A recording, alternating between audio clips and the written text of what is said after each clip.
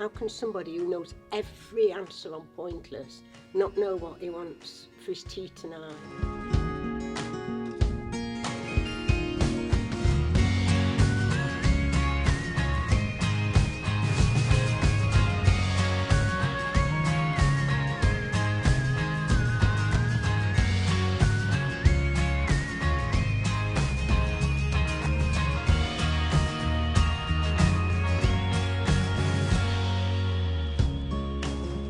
You'll never hear a carer turn around and say, I'm living well with dementia.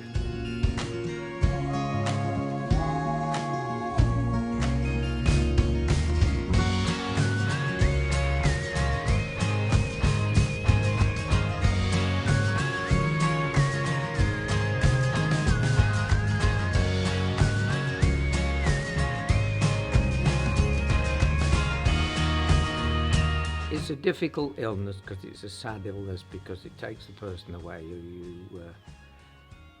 you loved and you've been with such a long time and still love, and they don't know who you are. Yeah, it happens maybe when the people get older, but I think it could happen a lot earlier than that. Terry Pratchett had like one form of dementia, and there's other forms that affect other groups.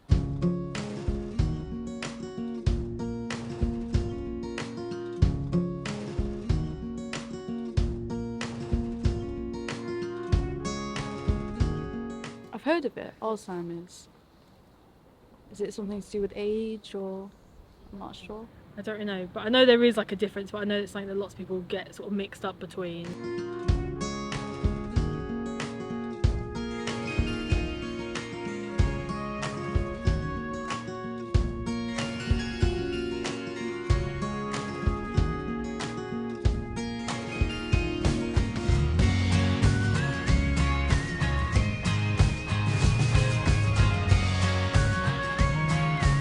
As carers, we tend to say that people have got their form of dementia, as there's no two people the same, and you just have to learn to cope with it. But as a carer, I think one of the big things you have to do, you just have to accept the person with dementia is always right. They're not going to change, so you have to change, and you'll live a better life if you accept that.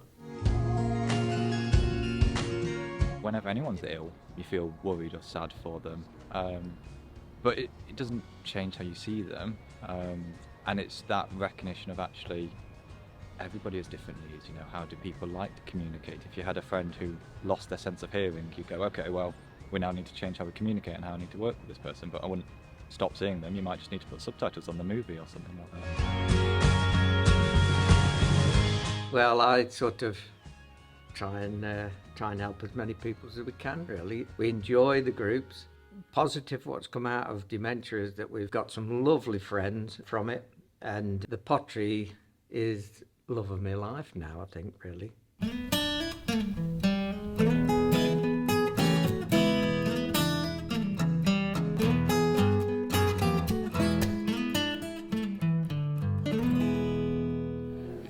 It's a breakaway from dementia, really. Carol, who's got dementia, sometimes she'll make something, sometimes she'll just sit and chat. She's been down to the cafe this morning and had a drink because she just likes to talk, really. So one of the ladies took her down the cafe. But for me, as a carer, it's a breakaway from dementia. I can think about something else other than that. So I do tend to ignore Carol, although I do keep an eye on it. Carol does her own thing, and I get on and do mine. It's just a break away from living with dementia. Coming here is lovely, and I encourage other people to, if they don't know what to do, I say, why don't they come in and try doing, a bit of pottery? Because you'd be surprised, and people are actually quite taken up with it when they start, which I think is lovely.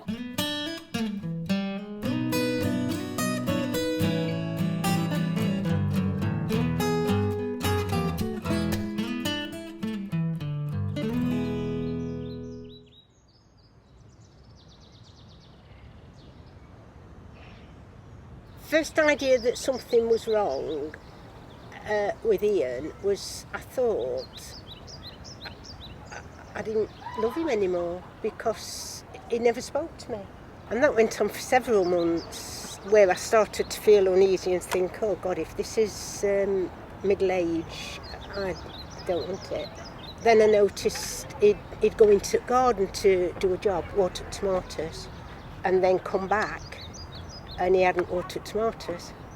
Or I'd hear him talking to a neighbour and I'd think, he's not actually saying anything, he's just agreeing all the time to what my neighbour's saying. You just think you're going mad, you don't know whether it's you who's imagining it, you don't know whether it is your marriage going wrong. But I know deep down it weren't Ian, because we'd had a very strong relationship and I knew that he wouldn't be doing all this if he could help it.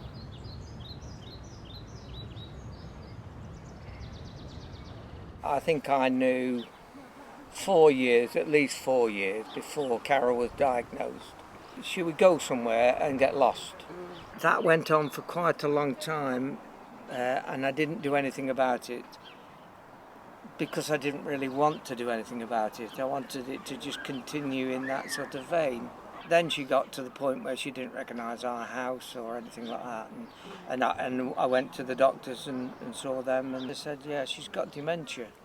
I've noticed things where she'd put things away, hidden things. Yeah. And I'd always sort of oh, she's just being awkward, you know. I mean, I'm still finding, 10 years on, I'm still finding clothes which she's actually hidden away in between bed linen, clothes in drawers where you wouldn't expect it, and these clothes are way too small for her, so she must have been doing it a long time ago. Yeah.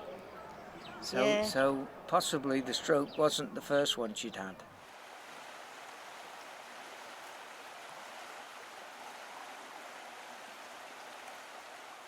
It's amazing with people with dementia how many people can look back, say 5-10 years before the diagnosis, and there's an event of some sort that's happened that may or may not have been the start of it. And I think what else is similar between us is the fact that we all had difficulty getting a diagnosis, and I think that's because our partners were so young. Getting people to believe what I was saying was difficult, because of course Ian were always all right and had no problems, and he would say, I ain't got a problem, she's got a problem. So it were me that were sent for counselling, me that were put on antidepressants, and all the time I knew there was something wrong. But it did take a long time before we got to see a neurologist. The GP was brilliant. He listened, did a memory test. Well, Carol passed the memory test. Yeah, Ian did. So, go home, go back a few months later, there's still something not quite right. Memory test again, passes the memory test. And I think we went perhaps 3 times to the GP. Absolutely brilliant every time. But because Carol's only 55, and bear in mind this was 10 years ago, it wasn't quite so obvious then, the early onset dementias. No, it weren't published. So we ended up having a psychiatric nurse come to the house, to home, and she was able to spend a bit more time with us, which I think is a better thing. 10 minutes with the GP sometimes not long enough, is it? No, it's not. So the nurse came and she said, something's wrong, we'll refer you to psychiatrist. Yeah. So we saw a psychiatrist, they did a scan, and Carol's brain showed some shrinkage. Yeah, got that. But the psychiatrist says, well, Carol's not got the typical symptoms of dementia. I'll refer you to a psychologist. So we went to see a psychologist, and we saw a student, and she was really good.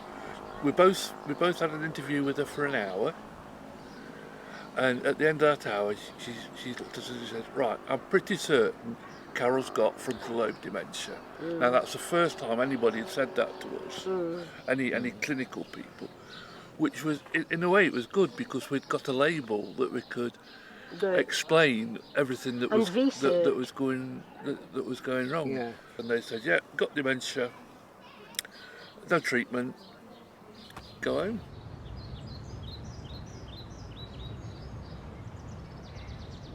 I think getting the diagnosis in some ways was a relief, because it then that allowed us to move on and start planning what we were going to do and making the most of what we got. I were shattered because I thought all his plans for his retirement, that's it. I thought it was terminal illness and it had ruined his life.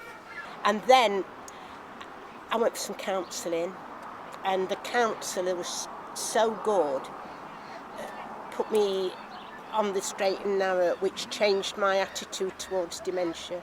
But without that counselling, I think I'd have been in denial till today. She made me look at dementia in a completely different way, and it made me realise I can't do anything about dementia. It's there, we've got to live with it, but I can change how I deal with it. And one of the things that stuck into my mind, but I didn't pick up on it for about a week till after, I woke up one morning and I thought, I've got to change. And one of the things she'd said to me was lower your expectations. So I thought, I've got to be a carer. I can't be a wife, I've got to be a carer. And from that moment, I realised that if I were Ian's carer, I could do anything for him. But as his wife, I was expecting too much from him, and he couldn't give it me. I totally agree. You stop being a husband or a wife and you become a carer, don't you? And And from that's that the moment, role you've got to assume. Yeah. But I have to say that the best thing we ever did was meet you two and the other people as well in our group. You've got to go out and meet other people that are caring for people with dementia. Well, when we were first diagnosed, the specialist who we saw, he said, if you want to go and do things, do them now, don't leave it. If there's something you especially want to do, go and do it. It's important. And we did. We went to see his children in New Zealand. Very difficult because she was fairly poorly, but it made it, at least she saw her first grandchild. At first he lost all empathy with me and he seemed to lose interest with me. Unless we were going to be loving, it had to come from me. It seemed like he wasn't, I don't know whether he was interested or thought, it just went. There were no coming up behind you and giving you a squeeze, or there were no jokey niceness there. If there was any intimacy, it was very mechanical. And at that point, I thought, I can't do this anymore. And to let go of that side of our relationship was enormous. But to stay in it, I had to let it go. And by doing that, over years, we've got a good relationship now. We're more like friends, brothers and sisters, and I want to keep him at home as long as I can.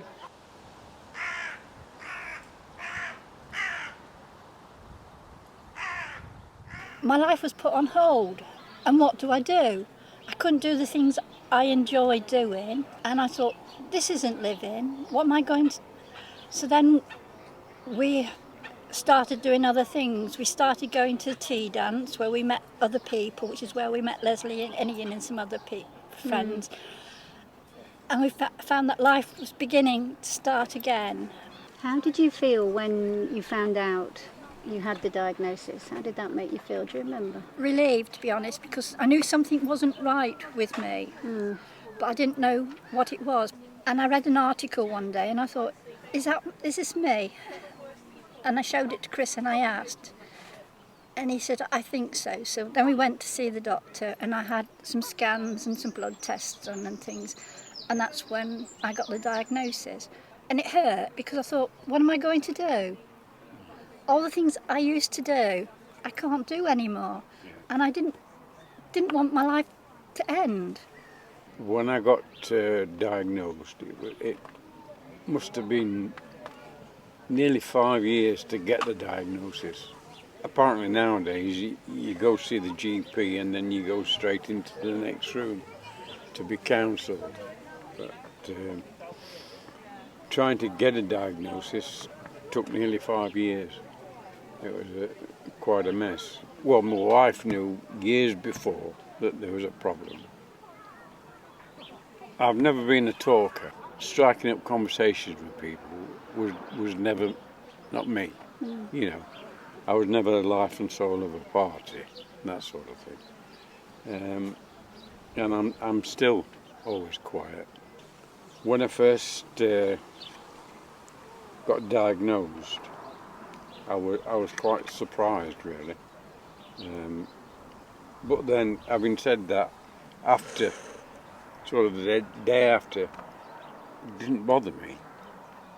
Occasionally, I do have very lucid moments when I get a bit upset when I know that she's upset and she's stuck with me. You know, she always said that if there was nothing wrong, because I didn't speak to her,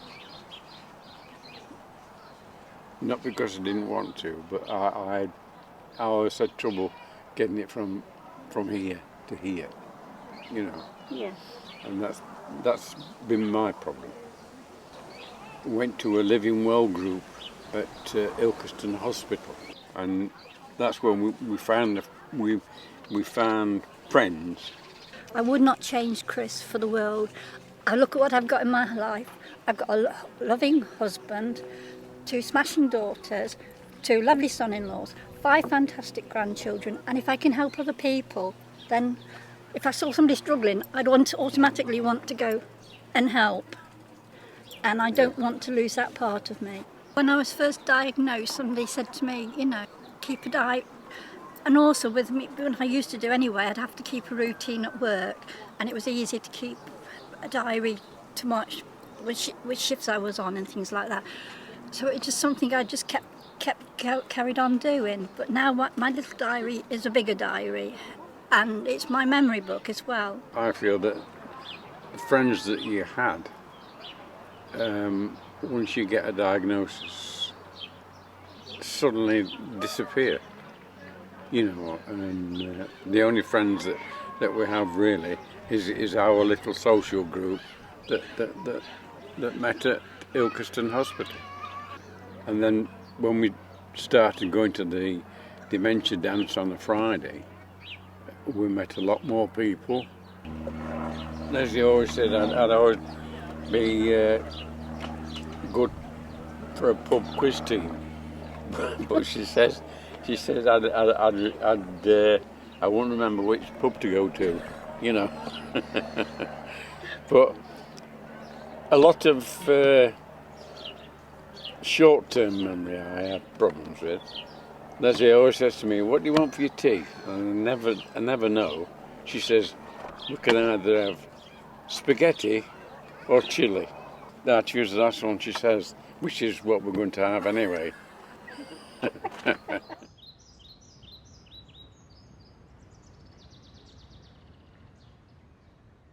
I believe your granny has dementia. Mm-hmm. What do you understand by dementia? That it damages the brain and basically wears it away, and that there's many different parts of dementia which can have multiple effects on people. How do you see it affecting granny?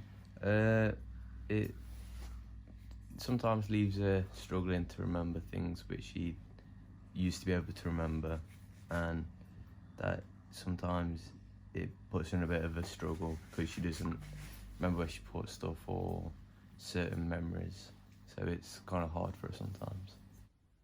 It's just such a devastating illness. You're grieving for somebody over years and years and years, and you're watching them disappear in front of your eyes. You know, this was my mum. This is the person that I was expecting to be in my life for many, many more years than what she was. And dementia just takes that away. It's not a nice feeling of knowing that it's almost like she's slowly disappearing and fading.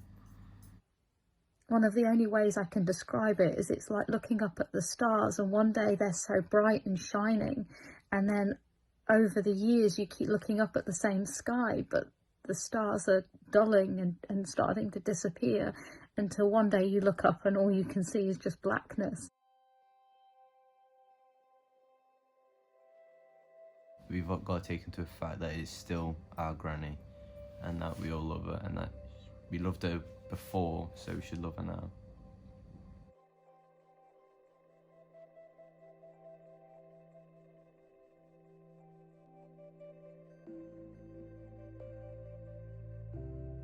What do you want, Pat? Flat white. You haven't got to be embarrassed because you've got dementia. You've got it, you face it and go on.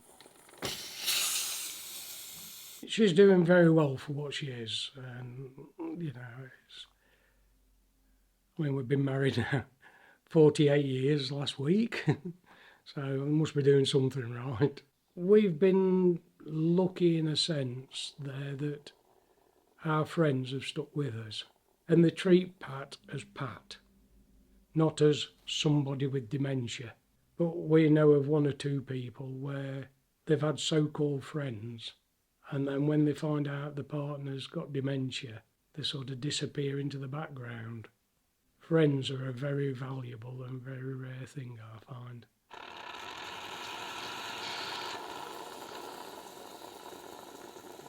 For years I've always done everything. I've cake made, I've crafted, and now it's all sort of going. And I think I'm not having this. and he is brilliant. I must admit, I grumble about him a lot. But, you know, I think it's frustration. And I don't mind people knowing that I've got the dementia. I mean, I'm not too bad at the moment. I feel as if I'm losing a bit. You know, I'm thinking, no, this is going too fast now. But I can keep going, and I will keep going. That was just a scrap piece of wood. I couldn't think, you know, if you tried to turn it, you got to cut it off there, you end up with a piece that square. So get up in the morning, get her a breakfast, get ready, and weather permitting, I take her, put her in the wheelchair, and we go round the Swad Woodlands. Roughly an hour and a half sometimes. And we go around there, then we come back, we have a cup of coffee, then it's time to start sorting out what we're having for dinner. So you have your dinner, then usually have a rest, and hopefully I've perhaps got in my shed because I enjoy woodworking that. I'll go in my shed and do a little bit. May pack that for us Ruby wedding anniversary. You've just got to get on with life. It's no good sitting back and saying, oh, I can't do this, I can't do that. You just do it. I don't do it because I've got to do it, I do it because I want to do it. She's my wife, you know, and to be honest, I don't know what I'd do without her. She's been wonderful. If anybody else has got a wife that's been as good as she has, they're very, very lucky, I tell you. Have you done it twice? Yes. Oh, right. With a lot of carers, it is a 24-hour-a-day job. And if you was at work and you did a 24-hour shift, they'd say it was illegal. And yet, as a carer, you were doing it on a daily basis. I shall change that and do it in that. Yeah. Once I sit down with them crafts, I'm gone. I'm as happy as anything. And I can get lost in it, and it does me the world of good. It just helps me to keep going, because I don't want to give up. I'm not giving up, whatever I do. I didn't think I'd got enough card left, but I've found another sheet. I say I just go in and let my mind take me where I want to go. You've got to think of yourself. If you don't think of yourself, then to me you're not thinking of the person you're caring for, because if you lose it, they've lost. It's just a Christmas decoration, a bit of thing through there. It's hard. It is hard, and you make fun of things and joke about things, but it's hard, and you do need help on occasions. And I advise anybody that is a carer to look and see what's there.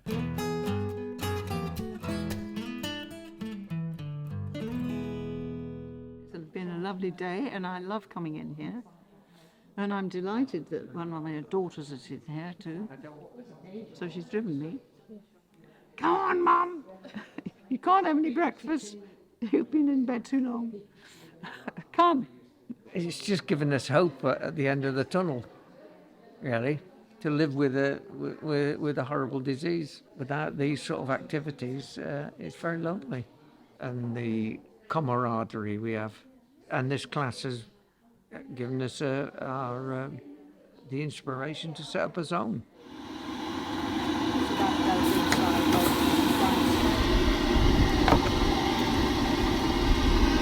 Wow, that's come out nice and all.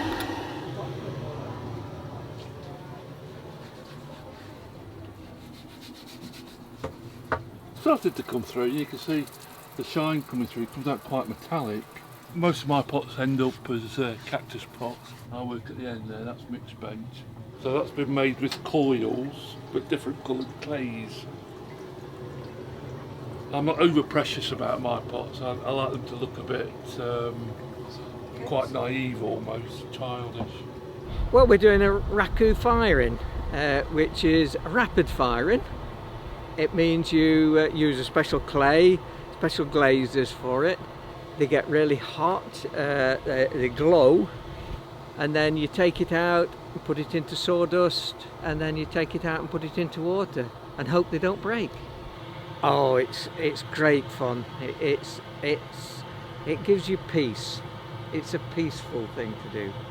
We get such a laugh out of it, especially if the Christmas pots break. We really like that. I love it. It's my life now, really. For the dementia people and the carers can lose themselves in the pottery, and they find they get peace from it. And the sufferers of dementia find it so tactile. They feel the clay, and it just brings something out in them what they perhaps never even thought they could do. Carol used to make pinch pots, Oh didn't yeah, she? beautiful pinch pots. And even though she'd very little eyesight, Yeah, couldn't see what she was making. you'd see the smile on her face start when she'd started to work the clay. Yeah. And she'd, even as her dementia advanced, her body would remember how to do it. So Yeah. even when she still couldn't really speak, her fingers would remember how to make pinch pots. And she'd know when they were, I think it was the way that she knew when they were when they done. were, when they when she was done, right. and she'd stop and want another piece of clay to do the same, and she'd leave her fingerprints in it, fingernails in it, which was really nice, and it's something we'll treasure forever. Oh wow! Wow. Here we are. I'll just take it out. Just put a bit of sawdust over the top. Yeah, I've done it. Great. Here we are. Oh, we'll have to have a cake off with that, isn't it? That was one of Carol's pinch pots. Little prints where she dug nails into the bottom of it. In there, look. This is where her nails have gone. It's all right. Some of the Chris's, you can break that.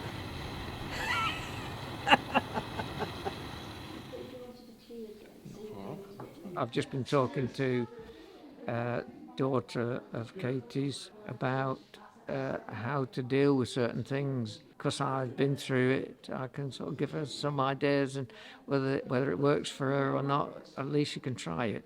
There isn't anywhere else you can get that sort of information, only from people who deal with it. And you're not on your own. Everybody passes on something and gives you an idea of how to deal with something, which no professionals can give you.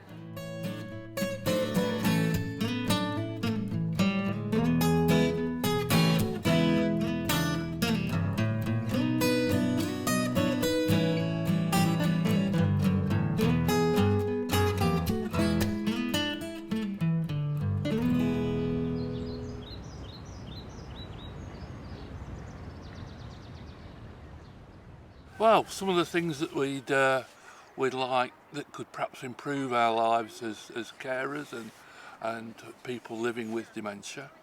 One of these would be a single point of access, perhaps a phone number, perhaps an email address, even a text number that we could just text and say, I've got this problem, who do I need to contact? At the moment, for instance, one of our friends needed to contact about his wife and was on the phone nearly all day just to try and get a simple piece of equipment to the house. Wouldn't it be nice if we could just text a number, say, and say, well, my wife, my husband's got this issue, and then perhaps an hour later somebody texts back and says, somebody's going to call you at 2 o'clock and discuss it, and you get the right person calls you back, and the article or the advice or the piece of equipment, new medication perhaps, is arranged. It'd be lovely. Single point of access. It would be nice to treat dementia as a terminal illness. So as soon as somebody's diagnosed with dementia, they're not going to get better. So let's turn on all the services straight away. As soon as somebody's diagnosed with dementia, yeah, this is a terminal illness, you're allowed these benefits, and this is the way it's going to work. And really something that goes with that is a personal thing of mine would be, can we not treat dementia as a speciality in its own right? Sitting somewhere between psychiatry and clinical practice. Let's have consultants in dementia, nurses in dementia, rather than being a mental health. It should be under neurology really, shouldn't it? But let's treat dementia as an illness in its own right. I think that would be nice. Dementia is a strange illness. It affects everybody differently. And it'd be nice if professionals would take into account that trying to arrange an appointment for somebody with dementia can be quite difficult at times. They may not want to get up, they may not want to get dressed, and it's difficult, and there's a little bit of a stigma about not being able to make appointments.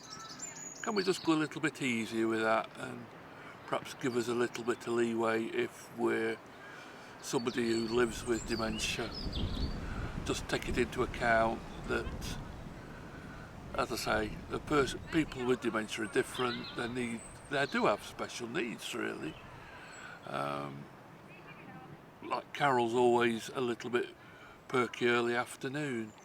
Some people like their appointments early in the morning as well. So, I mean, we do try and make appointments when suits our loved one. We can't always. Just give us a bit of slack, a little bit of leeway, please. Thank you. People living with dementia includes the person with dementia, and it includes any carers. We're all living with dementia. Sometimes it's young children. Can you as professionals not make decisions on our behalf? We do know what we're talking about most of the time, and we are experts in our loved ones, really. So let's not make decisions on our behalf. Let's ask what we think is best for our loved one, and best for us, really. You can't give up. If you give up, you've had it. Crisscross! Chop, chop, real smooth. It lightens your week. Yeah. Well, everything we do lightens us week. Yeah. Made life worth living. Yeah, it has. It's made our lives. We'd have been very, very sad if we hadn't have got. Been lonely, wouldn't we? Oh, incredibly lonely.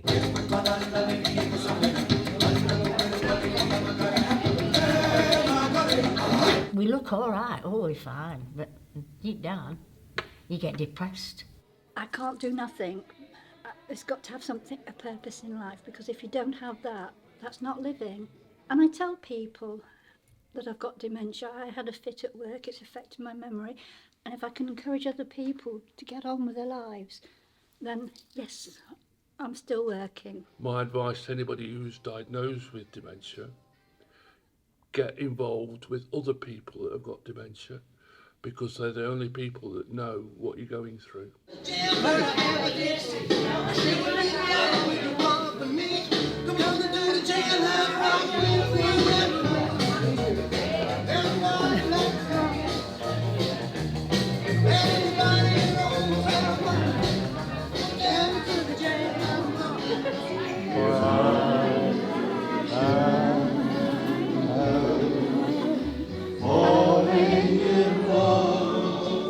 Life is for living, and you've got to get on with it. Take my hand,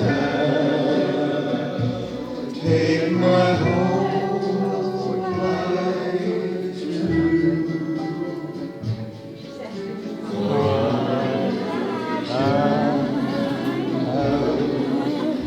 Falling in love with you. While we've been making this film, we've had COVID, so it's taken a long time, unfortunately. But we've lost a few of our members. The following people have unfortunately died since we started making the film. So that's Jackie, Carol, Doug, Barbara and Russell, all nice people. And 4 people have gone into full-time care. Cyril, John, Des and the delightfully dancing Jenny. They've all gone into care, unfortunately.